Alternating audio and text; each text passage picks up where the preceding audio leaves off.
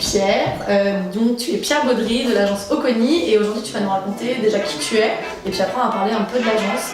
Tu peux nous dire qui es-tu, quel est ton parcours, etc. Alors, avant de créer Oconi, j'ai travaillé dans plusieurs cabinets de conseil, essentiellement sur des sujets d'apprentissage. Donc j'ai travaillé pendant 6 ou 7 ans sur la question de l'apprentissage chez l'adulte, donc à créer des programmes de formation, à les animer, voilà.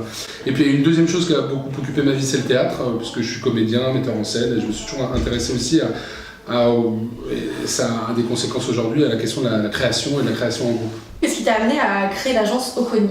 Alors, moi ce qui m'a amené à créer l'agence Oconi, c'est d'abord un combat, c'est l'idée de remettre la création au cœur des organisations. Le vrai problème de beaucoup d'organisations, de grandes organisations, publiques ou privées, c'était qu'elles ne créaient plus rien en fait, et que les gens qui étaient dans ces organisations, dans leurs tâches quotidiennes, il y avait presque plus rien qui relevait de la création, ils ne créaient plus rien. Et c'est tout ça qui les rend malheureux, et qu'une fois qu'on leur redonne des sujets de création et le pouvoir de créer, les problématiques de management, de bien-être au travail, de risques psychosociaux, tout ça disparaît complètement, parce qu'ils font quelque chose ils créent. L'idée, c'est d'aller dans des territoires où la création a complètement disparu.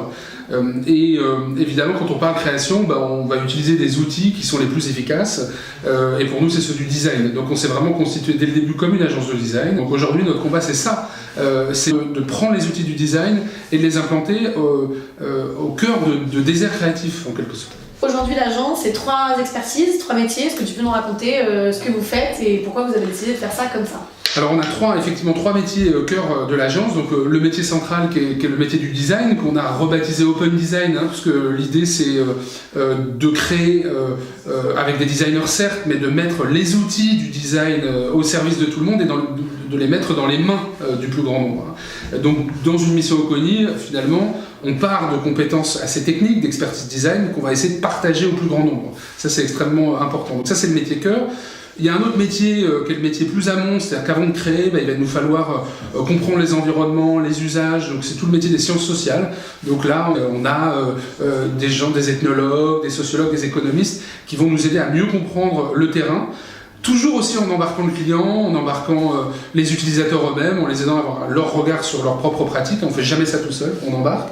Et puis le troisième métier, qui est le métier de la fabrication, on appelle ça notre maker unit, c'est-à-dire comment j'arrive à passer de l'idée à la forme très rapidement. On considère qu'une idée, sans qu'elle soit matérialisée, elle reste un peu fantasmée, et que pour pouvoir la tester, l'expérimenter, la confronter au réel, on a besoin de la fabriquer. Donc on va fabriquer de l'objet, du mobilier, on va fabriquer du proto d'application, du proto numérique, on va fabriquer du prototype d'espace aussi, pour pouvoir le tester plus vite et apprendre des choses plus rapidement. Tu as parlé des clients, les clients c'est qui ? C'est plutôt des grandes organisations, qu'elles soient publiques ou privées. Nous, notre combat, encore une fois, c'est d'aller mettre le design dans des endroits où ils n'y sont pas.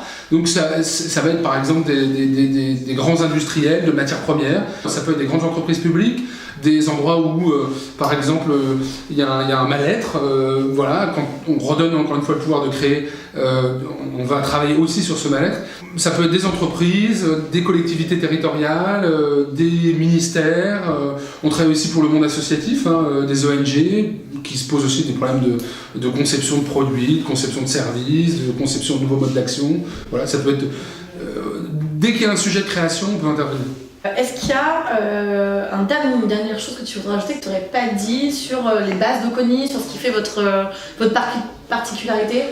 Voilà, il y a 2 choses qui sont extrêmement fortes et qu'on mobilise dans notre combat. C'est d'abord l'idée d'effacer les frontières entre celui qu'on a décrété comme étant le créatif et celui qui ne l'est pas, le politique et le citoyen, le metteur en scène et le comédien, enfin toutes ces frontières qui divisent les gens face à la création, essayer de les faire voler en éclats.